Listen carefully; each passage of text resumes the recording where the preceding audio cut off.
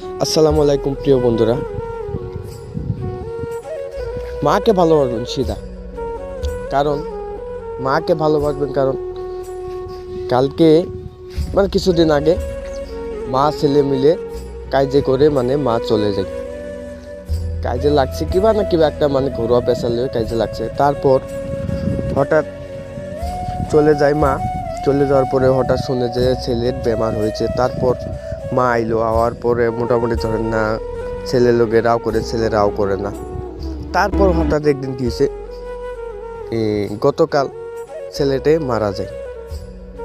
ছেলেটা মাটা কতই না আঘাত পাওয়ার পরে চলে গিয়ে যাওয়ার পরে হঠাৎ আইসে, আওয়ার পরে রাও শব্দ করলো না। ছেলে বা কীরকম বা রাও শব্দ করলো না করতে লাগছিল, কারণ যেহেতু মা না, বুড়া হয়ে যাওয়ার পরে ধরেন না স্মৃতি শব্দ কিছু না কিছু একটা অবুঝের মতন হয়ে যায় না, এরকম ছেলেটা বুঝতে লাগছিল। কারণ ছেলেটা বা কি বুঝলো, বুঝতে লাগে এখন এই দুনিয়ার অহংকার করে লাভটা কি এখন। কারণ তার ধরেন না তাও না করে ধরেন না আপনি এখন চলে গেছেন।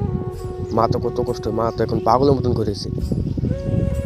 প্রিয় বন্ধুরা, আপনারা এক কাম করবেন, মাকে ভালোবাসবেন। মা বাবা সবচেয়ে ইম্পর্টেন্ট জিনিস। মা বাবাকে যে ভালোবাসবে তাকে আল্লাহ ভালোবাসে। আপনারা মা বাবাকে ভালোবাসবেন। কে কী কই না কই, বইয়ের কথা শুনে যে মা বাবার লোক আপনারা অত্যাচার করবেন বা হাল্লা করবেন, সেরকম কোনো দিন ভাবেন না। মা বাবার সবচেয়ে লাইফে ইম্পর্টেন্ট। আমার এই ভিডিওটা আপনারা শেয়ার করবেন, লাইক করবেন, শেয়ার প্রচুর করবেন, সবের কাছে পৌঁছে যাক। সবে ভালো থাকবেন, সুস্থ থাকবেন। আসসালামু আলাইকুম।